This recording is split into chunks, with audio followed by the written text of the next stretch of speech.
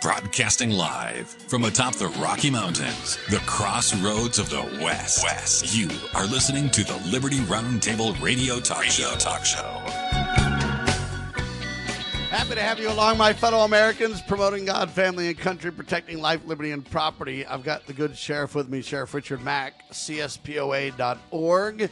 He's the president of the Constitutional Sheriffs and Peace Officers Association, and he'd like you to become a member of the posse today.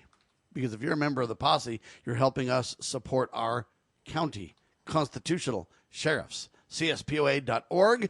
We're talking last hour about the Super Bowl. David L. Laurie Jr. was with us. You want to learn more about his incredible work, nationalcenter.org. And he's doing a great job. He's putting together his own TV network, and he's just doing a lot of good work. Well, Mr. Larry is now calling for a national boycott of the Super Bowl if they have Bad Bunny perform at halftime. He says, hey, man, America will be 250 years old this year. You would think would be celebrating America and bringing people who love the country and just having a wonderful celebratory time. But no, they're using it to divide. We've got to boycott. Even Turning Point USA thinking about their own halftime show. The details aren't in place yet, but they're working on it, and good for them for doing so. But the Republicans have stopped caring about the Jeffrey Epstein files. It seems like the Republicans are turning against President Trump left and right. It's a tragic reality that we're facing. We'll get into more details on that. But I was mentioning last segment that, the problem is the Super Bowl's on the Sabbath. And I personally believe the Sabbath is supposed to be a delight. It's supposed to be a outward evidence of our inward commitment to Christ. And the more we dedicate our time and our efforts to Sabbath day appropriate, rest and service to our fellow men, the better off we are. And when we treat it like a normal day, I think we have serious repercussions for that. Sheriff, you wanted to speak about that a little bit, right? Yeah, a little bit. When Dawn and I first got married, I was a grocery clerk at A.J. Bayless Food Markets in Arizona. It used to be the largest food store chain in Arizona. Now it's completely gone. But I was promoted right away to third manager. It's called relief manager. And I thought I might make it a career. There's one time that I actually didn't like working Sundays. And obviously that was the family day. And Dawn and I had a little baby, Josh, at the time, who will be 50 in March, which Dawn and I just can't believe that. But we were talking about that last night. And I told the heads of A.J. Bayless Food Markets that, is there any way we could close on Sunday? And that we could set an example for the rest of the community. And this is right when, this is back in the mid-'70s. And this is when stores were starting to open a lot on Sundays. And everybody, all the big stores wanted to keep up with Circle K and 7-Eleven, who really became the big thing on Sunday. And I went around and got petitions from all the churches, from all the pastors, and even the Catholic Church. Had them sign petitions, and everybody was signing them. Everybody wanted to close on Sunday. Even the Seventh-day Adventists, who worship on Saturday, they think that the Sabbath is a Saturday, and they even supported it. Say, yeah, we'll still support you. And so I had about 30, 40 different churches there in the small community, and that's about all we had. That was about all of them. And everybody agreed, and then there was like one big store that said, if Circle K and 7-Eleven don't do it, then we're not doing it. And that stopped the whole thing. That changed the whole thing. And I said, look, let's just get, you're not competing with Circle K. Come on. And they wouldn't budge. And I think that one was Safeway. I don't remember. Maybe I shouldn't blame Safeway, but and I shop at Safeway today. It's just down the street from us. But we had it in our hand. We had it within our grasp to really get that changed. And it just took one dissenter to blow it. And now look what we've done. I mean, back then, still, it was the Super Bowl was on Sunday. Teams played on Sunday. That's a nice day off for everybody to go play. But I'll tell you, Sam, I've never liked it. And yes, I watch football every now and again on Sunday. But I've actually I've cut that back, and I'm going to tell you something right now, Sam. I'm a big time football fan, and I think there's been maybe 2 or 3 recently of Super Bowls where I didn't really care to watch. And one time it was about the halftime. We all said we're not watching the halftime today. The entertainers are too risque. And Jennifer Lopez and Shakira did one, and their costumes were just a little bit too out of it. And Jennifer was dancing with a pole and whatnot. And we talked about this at school. This was about 7 or 8 years ago. And I've turned it off before. I've changed the channel before. But I really wish that we could get back. I don't think that's going to happen. Well, it would take real leadership, though. It would take President Trump, not by law, not by executive order, not by mandate, but by humbly pleading with the American people. It would take large businesses. See, we ran out the little man. The small business dies on the vine.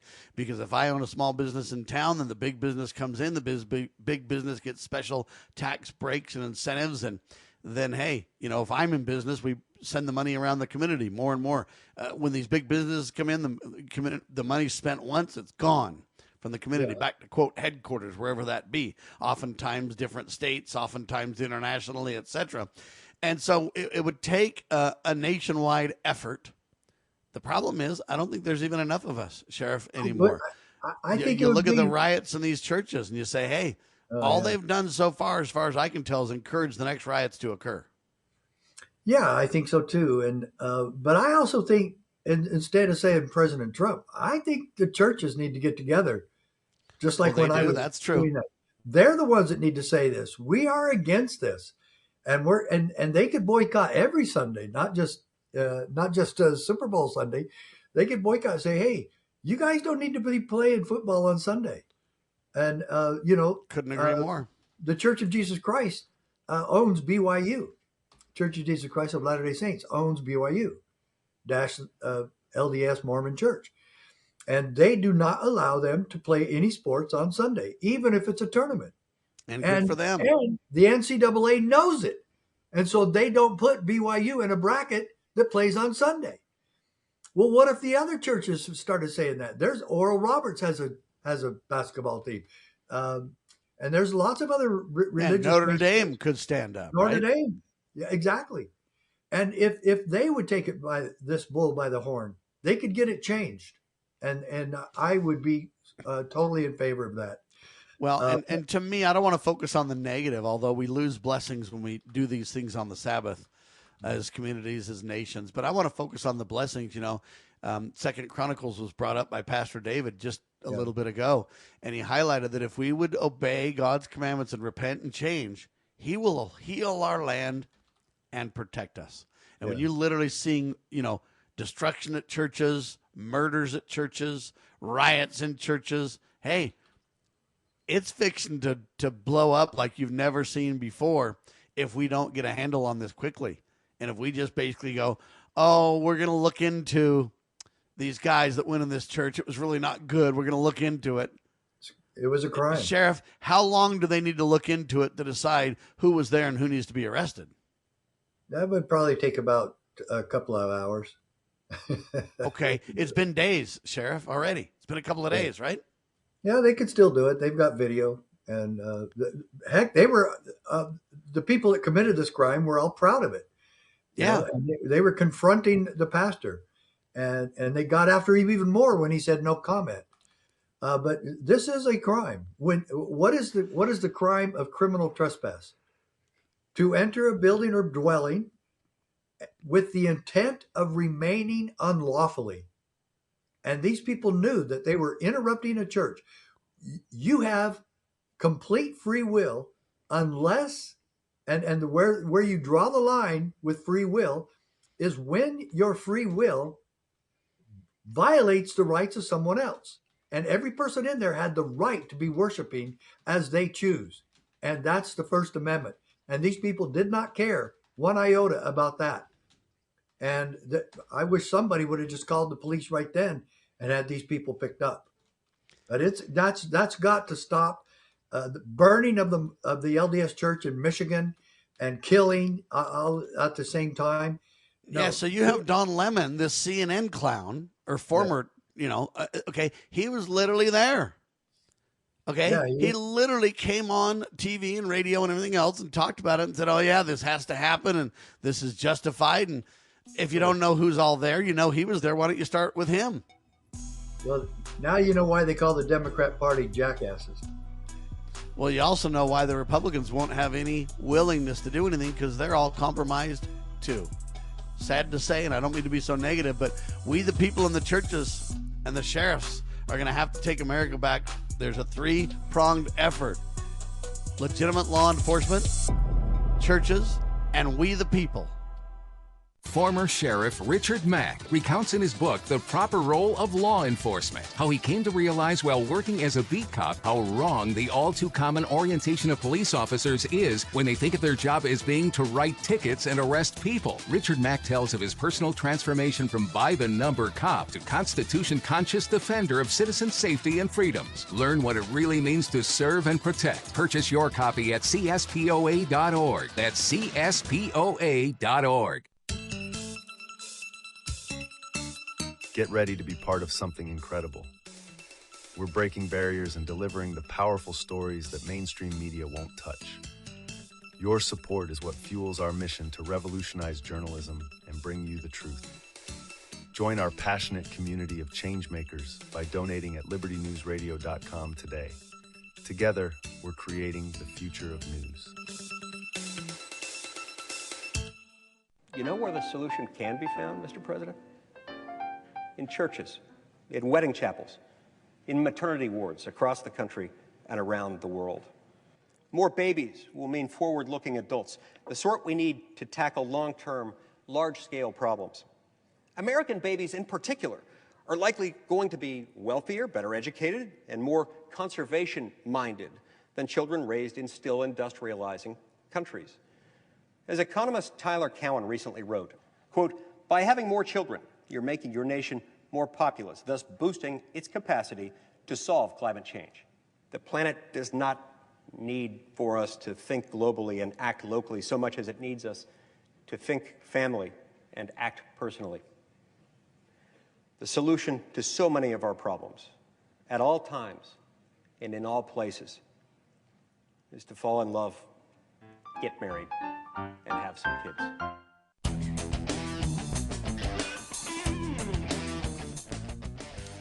All right, we got a little bit of good news, ladies and gentlemen. It's Sam Bushman of the Good Sheriff, Sheriff Richard Mack, CSPOA.org with us. Constitutional rights are not optional, Supreme Court tells Hawaii. So we have to wait until June to get their final ruling on this, but they a lot of times signal as they take up cases and people watch and get kind of a handle on it. The Supreme Court is signaling that fear, politics, and administrative convenience are not valid excuses to override a valid constitutional right. In reviewing Hawaii's, quote, sweeping gun restrictions, the court is reinforcing that states may regulate firearms, which I disagree with, but they cannot effectively nullify the Second Amendment, ladies and gentlemen. Okay? They can't rewrite historical standards to justify modern bans. They can't do all this stuff. The message is clear. Constitutional rights do not disappear when they become, quote, politically inconvenient. Sheriff, do you want to respond to this one?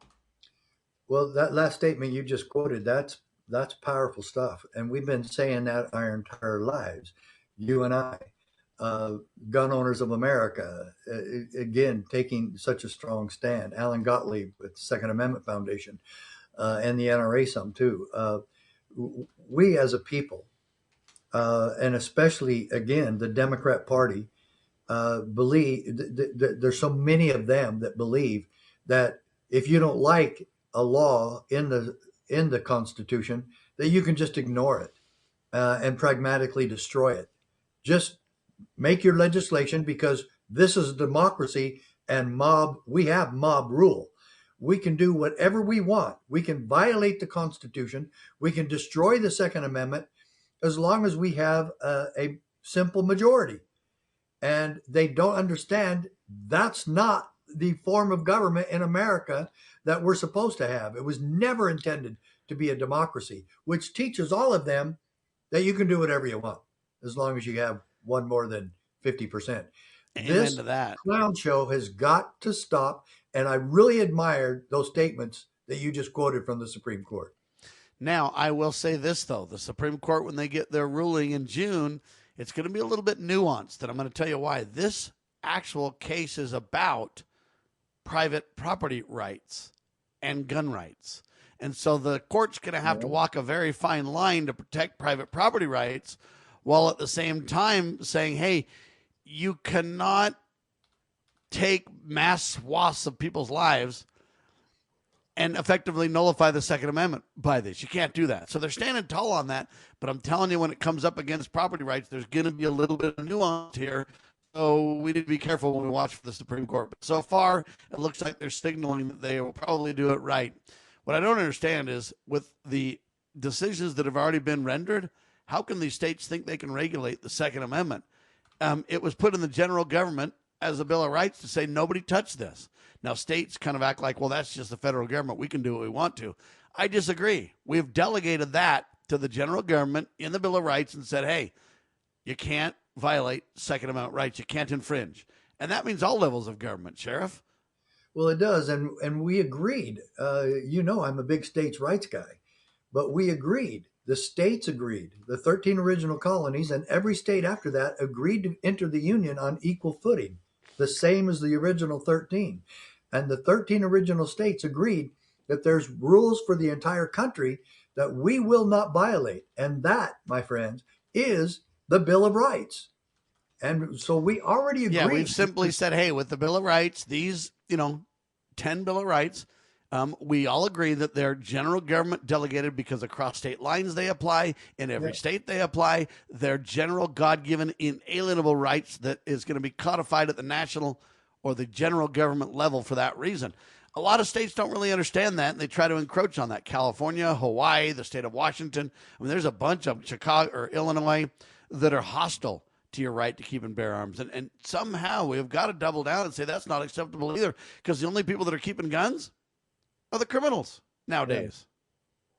Yeah, the criminals in government. And sometimes it's really hard to tell the difference.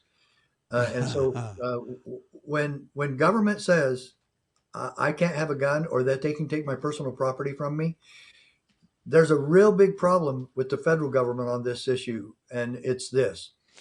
We all agreed that we the people can keep and bear arms. We all agreed at the very beginning. But then, and the one that has no business getting involved in this at all is the federal government, except to protect our right to keep and bear arms. But what did they do? They established a bureaucracy known as the BATF, Bureau of Alcohol, Tobacco, and Firearms. And that agency monitors gun ownership nationwide, as if they have any business doing that whatsoever. If they want to look at gangs and stop. Well, Trump could abolish it, Maybe they can do that. But they have no business monitoring the Second Amendment nationwide. That's none of their business. Well, and that's what they're doing. And Trump said he was going to get rid of gun-free zones first day. I'm wondering when his first day is going to be, Sheriff. Well, he just had his first year. Oh, he's at his year mark. That was 365 and a quarter days ago, I guess. Yeah. So I'm still waiting, Donald Trump, for you to get that done. You promised it. And think about how many people have been killed or harmed in churches and schools and other gun-free zones, even since he, announced that on the campaign trail. Just think how many lives could be saved, Sheriff. It still really amuses me when you go to a store and it says no guns allowed. And sometimes they'll quote a law of that state. And I have a gun on right then. Of course, I keep it concealed. But you know what? If I want to take a gun to church, I will. And that's contrary to the policies of my church. I don't care. I will do that anyway. What if, Sam? What if that riot that went on 2 days ago in the church in Minnesota, what if that would have happened in our church?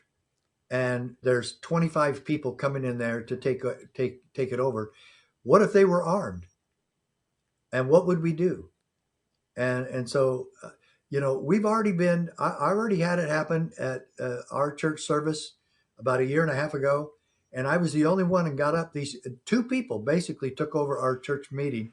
They were not armed, at least I don't think so. I checked one guy out when he was up speaking. He took over the pulpit. He took over our meeting. And he was bad-mouthing our doctrine and our leaders and telling us that these were all lies. And nobody got up except me. And I went up and asked him to leave and to get out. And then two other brothers escorted him out. But what if they would have had guns? And so, well, or what if there's too many of them? And there was several people that were rioting in this church too. What if there's a lot of them? I mean, I know there was a lot of them. When I looked at the video, I would have said there was at least 25. And when you do that, if there's 25 people that are kind of prepared for a rumble, and you've got women and children and all this kind of stuff there, and you've got, the church is a very nice place. That, I mean, who wants to treat the church like a bar and just start throwing somebody through windows and different. I mean, it's just insanity that we're allowing this to occur, but I don't see any serious reaction. But to me in Minnesota, it shouldn't be the general government arresting people anyway. It should be the local sheriff down there, right? It should. And they need to make some real strong statements about this, that churches call 911. If this happens, call 911. We will respond immediately. But Sam, what should that have pastor when they asked him, what do you say about this? And he said, no comment. What should he have said? In my humble opinion, here's what he should have said. Yeah. My church is non-denominational. My church is designed to help people think about and come unto Christ. Our church is designed to be above partisan politics, to be above all these things that divide. And we want to help people come unto Christ. We want to help people follow the Prince of Peace. And I don't appreciate the disruption. I would like us to be left alone to worship as we think best. And to me, as a pastor, this was an assault on Christians.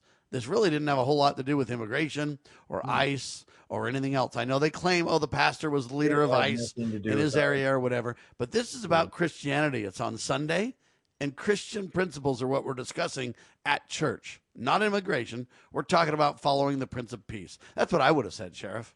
And he could have added, I really agree with everything you said. He could have added to that, you're more than welcome to be here. Please sit down and be reverent, and you're more than welcome here. If you're going to totally interrupt and destroy our right to worship as we please, as guaranteed by the First Amendment, you're violating our rights, and we will call and ask the police to remove you. And by the way, we've just done an impromptu announcement after the service today. We're going to watch the Jesus Revolution. If you guys want to watch that with us, you're more than welcome. Yeah, amen to that, Sam. Anyway, that's all I'm telling you. Now, Kristi Noem is in trouble. Homeland Security Chief Secretary Kristi Noem initially denied, but then was forced to admit the use of chemical agents by federal officers during a Face the Nation interview, a CBS Face the Nation. So she first said, no, we don't use those. The law says we can't. The courts say we can't. We don't use them.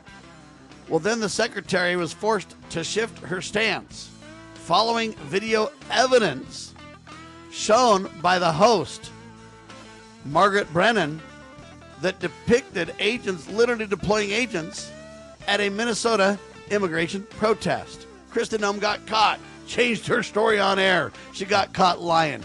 This is not a good look. We'll talk about it with Sheriff Mack in seconds. You're watching Liberty Roundtable Live.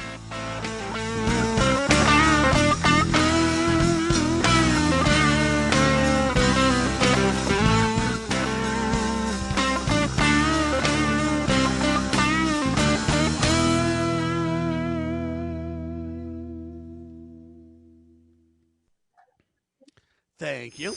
Hold on, I'll be How would you like to help this program reach more people and earn silver at the same time? Call or text 801-669-2211 for complete details. Breaking news this hour from Town Hall. I'm Rich Thomason. Louisiana Republican Congressman Mike Johnson has made history, becoming the first U.S. House Speaker to address the British Parliament. We have returned at a pivotal moment, obviously, in the great histories of our countries, to mark this anniversary that we have in our nation and to celebrate what we've achieved together in the past, and importantly, to face and overcome together the challenges of our present day. And I want to tell you, my friends, we will do that together. Johnson's speech comes as the U.S. prepares to celebrate its 250th anniversary.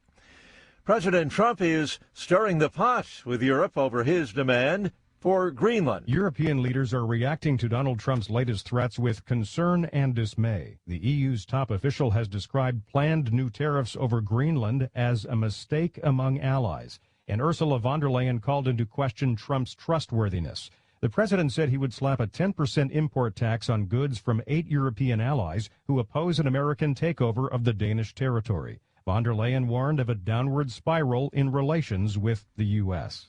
Greg Clugston, the White House. At least 100 vehicles, cars, and trucks involved in a pileup on the snowy Michigan interstate. Icy Arctic air is barreling south, with more snow and certainly the lake effect variety expected to continue this week across the Great Lakes region and beyond. Forecasters say some parts of the east could see significant snowfall. The Indiana Hoosiers have won their first national college football title, beating Miami 27-21 and capping an undefeated season. Following the long holiday weekend, back to business today for Wall Street. The benchmarks are down sharply given uncertainty over the Greenland situation. The Dow is off 508 points. More on these stories at townhall.com. Wesley Financial Group is not a law firm. I'm Chuck McDowell, founder of Wesley Financial Group. Did you buy a timeshare because they told you it was a great investment? That's a lie. Most timeshares can be bought online for $1. To find out what your timeshare is worth and to cancel it, call us today and we'll send you our timeshare exit kit free with all your options for cancellation. Call Wesley for your free exit info guide. 800-893-2288. That's 800-893-2288. At Audion Hearing, our mission is simple: to make better hearing affordable for everyone. We're proud to offer high-quality, rechargeable hearing aids starting at just $98. Clear, comfortable, and ready to use right out of the box. And here's a study worth hearing. Research shows that wearing hearing aids can reduce your risk of dementia by up to 61%. Join over 1 million happy customers and hear the difference today by going to audionhearing.com. That's AUDIEN hearing.com. The Foundation for Moral Law is a nonprofit legal foundation committed to protecting our unalienable right to publicly acknowledge God. The Foundation for Moral Law exists to restore the knowledge of God in law and government and to acknowledge and defend the truth that man is endowed with rights not by our fellow man, but by God. The Foundation maintains a twofold focus. First, litigation within state and federal courts.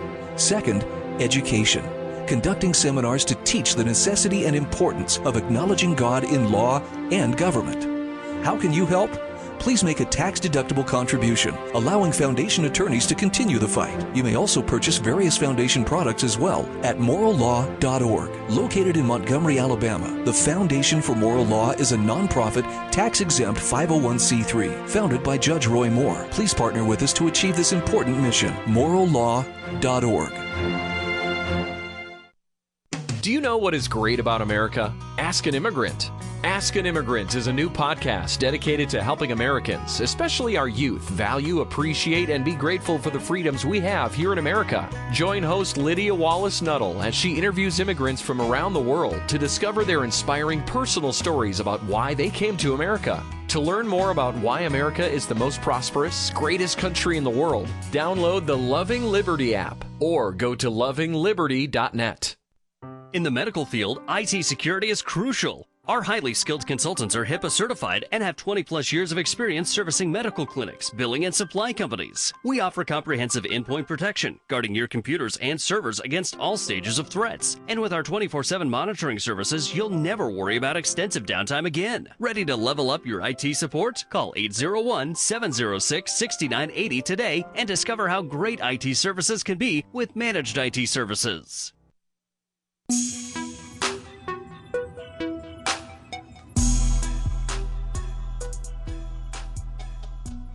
All right, back with you live, ladies and gentlemen. Sam Bushman, Sheriff Mack with me. We're talking about this situation where Kristi Noem lied and got caught. And I don't even know how to respond to this. She basically denied and then was forced by video evidence to admit that they are using chemicals. They call them chemical agents by federal officers. Do you want to respond to this, Sheriff Mack? This is a really bad look. I mean, right now people want to trust the administration. People were on board to support the deportations, and people want America to be safe. But when you literally lie and get caught by video evidence from the liberals, I mean, it's a credibility crisis, sir. Well, the first thing I would ask is, are we just talking about mace? Mace is chemical. And so I know that they've been spraying people with mace in law enforcement and ICE all the time. So is she talking about stronger chemical agents that are maybe against the law? Or do they just not want to use anything to spray at people when they're out of control so that they don't have to use lethal force? So and that's the question. The problem is the courts have weighed in about this too and said, "Hey, you can't do this," right? Well, yeah, that's what I want to know what they're really talking about, and I'm not familiar with this story. I'm surprised I didn't see this because I always check out MSN on my computer for the news. Yeah, I guess it's pepper spray or tear gas. Yeah, and they're pretty close. They're pretty close to the same thing, but yeah, But the issue isn't whether they're, how bad the chemical agents are, or the issues aren't, it's the fact that she said we're not using them. And then there was video evidence showing them in use. And then she was forced to, she said, hey, federal officers do use these agents when they judge there as violence or the need to, quote, reestablish order. Yeah, she should have said that. Well, that's why I don't understand why she denied it at first, see. Yeah. The problem is I support the efforts, and I even support using these agents, by the way. Yeah. When the crowds are out of control, we need to use these agents. But don't lie and say you're not when you are. Don't do that. Well, that's the problem with Kristi Noem having that job in the first place. She's in way over her head. She was over her head when she was governor of South Dakota. And, I've met her before. It was at that Ed Griffin Red Pill Expo in Rapid City. And I can't remember if you were there or not. I don't think you were. But she did Tanya was with me, and she did a fundraiser. And we donated to her campaign so that we could go talk to her for a minute and a half. And she never even paid any attention to me. She was not interested in anything except the check that we dropped off. And first of all, she stabbed most of her people in the back there in the state. She totally supported the government against the farmers, and not even the government. Sorry, that wrong word. She supported the carbon extraction companies more than she did the farmers in South Dakota. And there's lots of farmers in South Dakota. And those farmers spoke at our Las Vegas event. So Kristi Noem does not know what she's doing. She doesn't really know much about government. She knows very little about the Constitution. And Trump shouldn't have picked her. That was proof again that this lady does not know what she's doing. She officially denied, but then admitted. So she lied, ladies and gentlemen. And I got a question. When you work for the administration and you lie, you flat out lie. Right. And then you get caught by the liberals on TV of all people. Do you just say no harm, no foul, no big deal? Well, that's I think President Trump needs to do something about this and say, look, this is unacceptable. But if she's allowed to lie, if they're allowed to not care about the Epstein files, if Pam Bondi's allowed just to ignore the law, if they're not going to arrest Bill and Hillary Clinton, they're just going to let them, ignore the law, then, Sheriff, my question is, what laws even matter these days? I mean, they only matter if they're you and me, right? Yeah, that's a sad deal. It's even worse than they only matter if it's you and me. It looks like it's only whoever's in charge. If the Republicans are in charge, then they're going after the Democrat dissidents.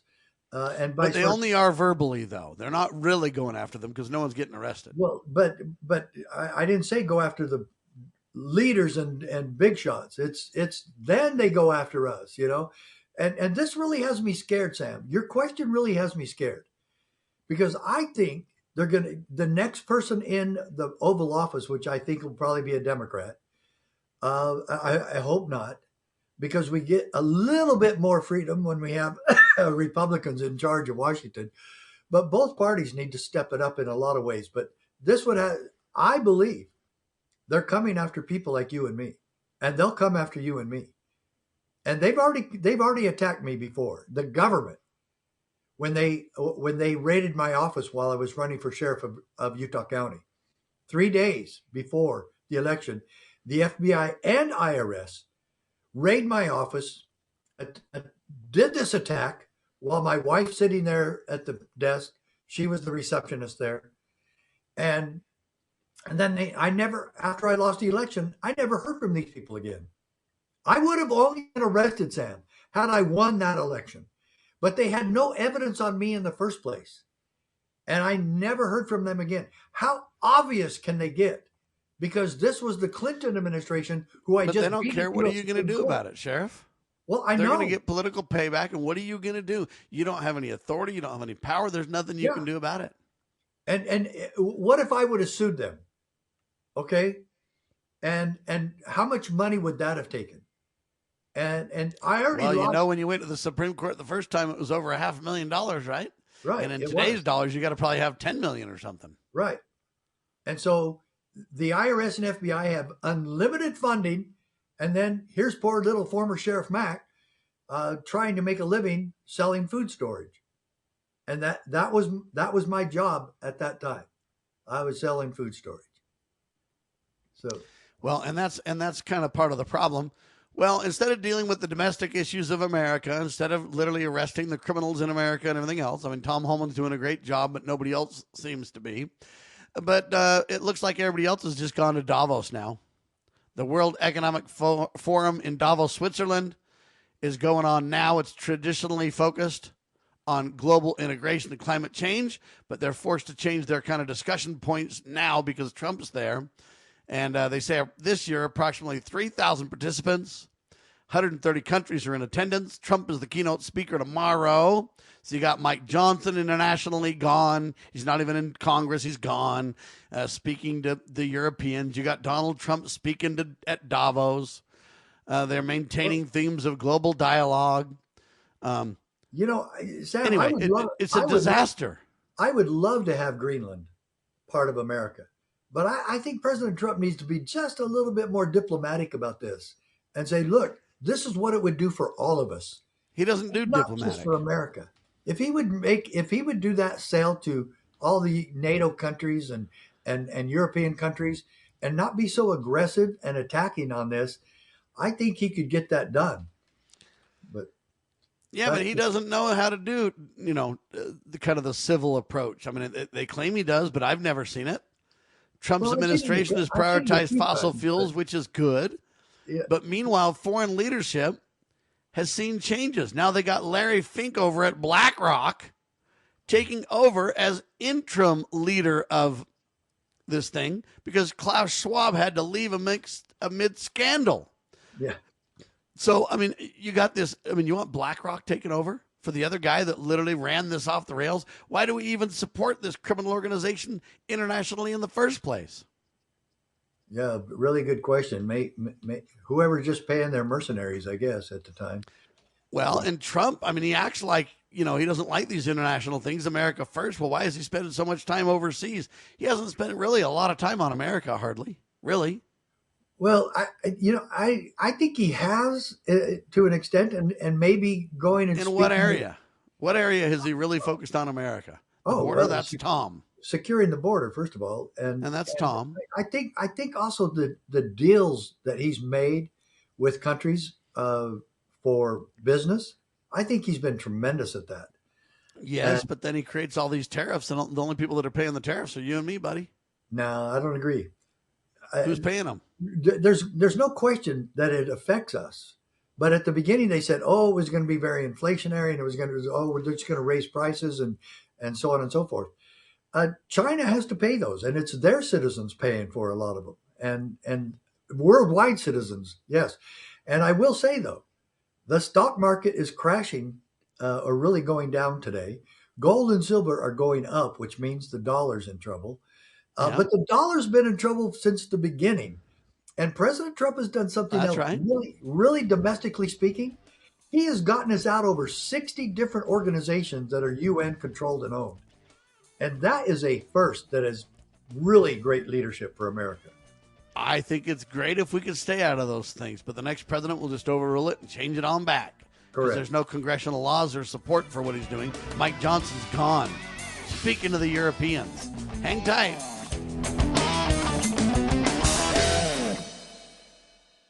Mom, you don't know anything about me anymore. Honey, I know you're good at math. You don't like English. I know Ryan smiled at you yesterday at school. I know your favorite color is purple. And I know you don't like mushrooms. And who can blame you? I mean, mushrooms are a fungus, and people generally try to avoid funguses. Or is it fungi? I'm never quite sure. But, either way, I mean, penicillin is good. Penicillin is a mold. Huh. Well, I guess you're right. So you like penicillin, but not mushrooms.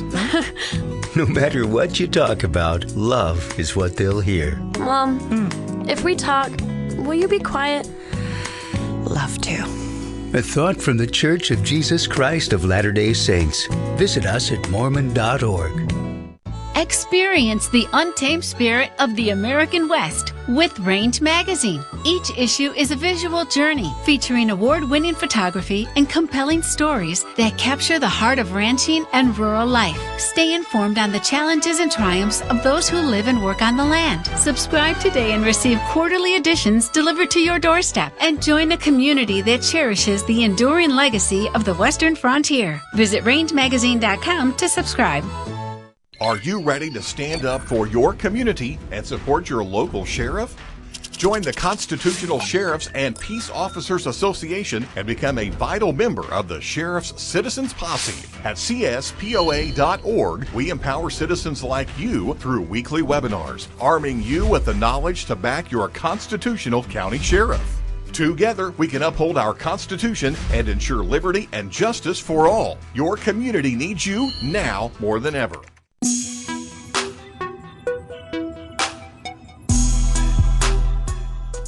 All right, so I haven't seen any government entity go away under Donald Trump, not even the education department, people. But now he calls it a board of peace. It's a new international, I don't know if you call it government, but a new international agency backed by the UN, kind of. It's a global peace body, but it raised questions over authority, control, and funding. So Trump creates a, quote, new international organization. Trump is, quote, chair of this organization for life. Member states must pay large fees, like $1 billion for entrance. Donald has announced this new International Board of Peace because he wants Gaza reconstruction. I don't know why we want a nation build, but there you go. While backed by the UN Security Council resolution giving it a Gaza mandate, the board that Trump's put together appears broader and more decision-making power, specifically with Donald himself. It's supported by the United Nations Security Council. They call it Resolution 2803. November 2025 is when it kind of got voted on. I don't know how to even describe it because it's not government, but yet, the charter asks countries to contribute $1 billion to secure, quote, permanent membership. Other countries can join, but their membership won't be permanent if they don't pay $1 billion. Do we need more international government there, Sheriff? No, probably not. No, but the globalists with the United Nations are really part of this deep state problem and the new world order that's been talked about way back. Pat Buchanan was a real big opponent of the new world order, and he was running for president in 1996. And it looked like he was going to make it. Looked like he was going to get the Republican nomination. And right when he was winning a lot, it suddenly reversed. And Forbes and John McCain ended up being the top-notch ones there at that time, but not because they were good. I mean, Forbes can't even tell the truth about the economy when he's on Fox News and about proper spending. But Trump has made some, in fact, when Forbes was on Fox, he was actually assailing the likelihood of stopping what Trump had already said, stop federal income tax. And boy, that was amazing. Yeah, we hear that they're going to stop federal income tax, but it never comes to fruition. Now I'm responsible for the tariffs and the taxes. But that's talked about. Really, stopping the federal income tax is very rarely talked about by the president or top leaders in either party. And Trump was actually, first of all, you think it, then you say it, and then you do it. And I hope that he does that. I pray he does too. But back to what you said about the schools. He said that they were going to mostly get rid of the Department of Education and that some states, they would still have to be helping a little bit.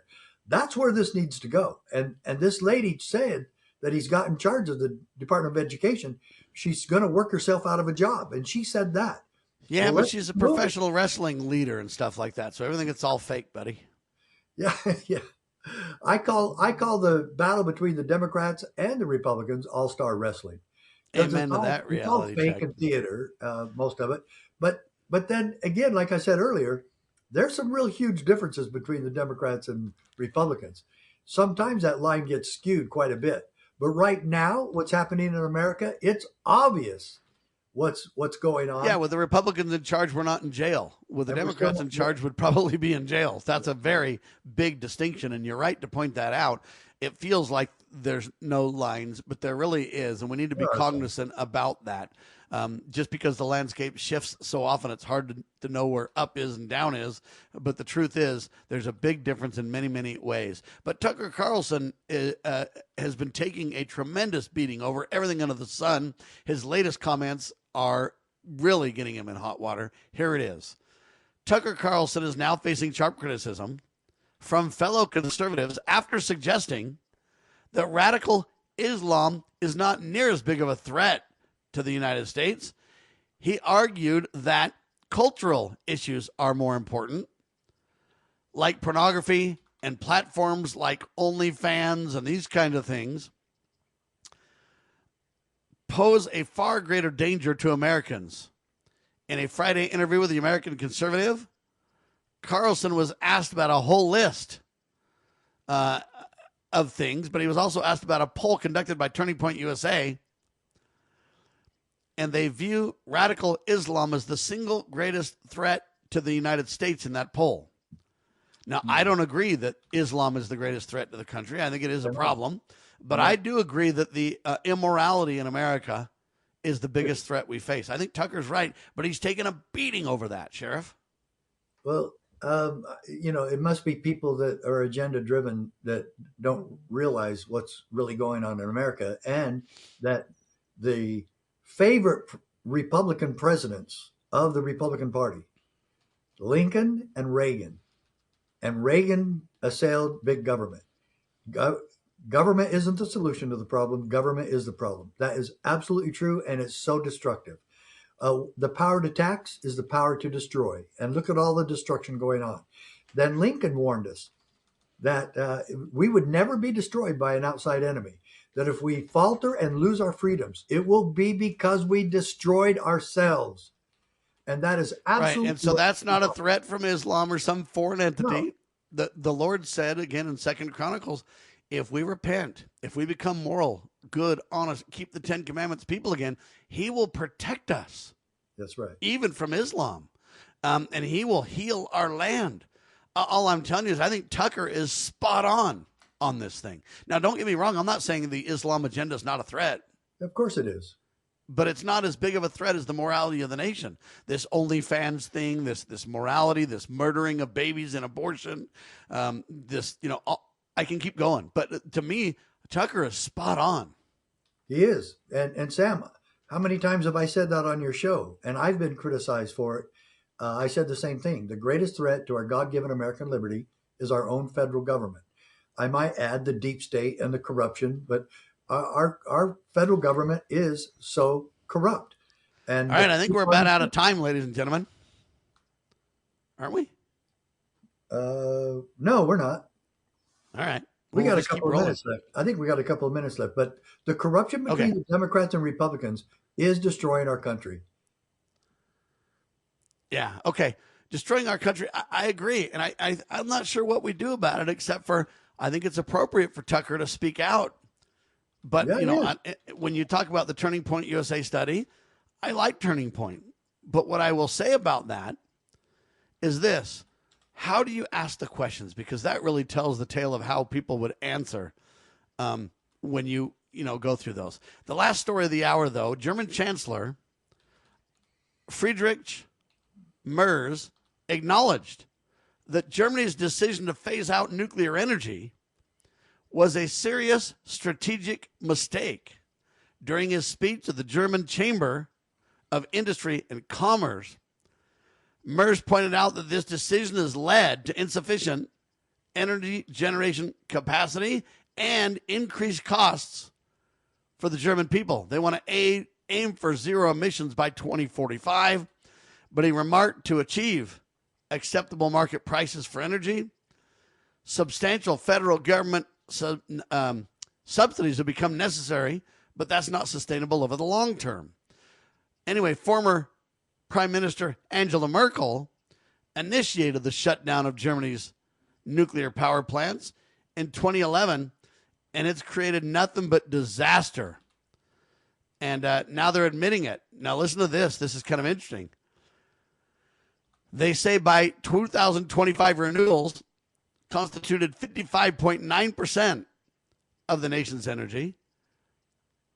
But the problem is it can't keep up. Merz then suggested that they've had the most expensive energy transition in the world, and basically it's a failure.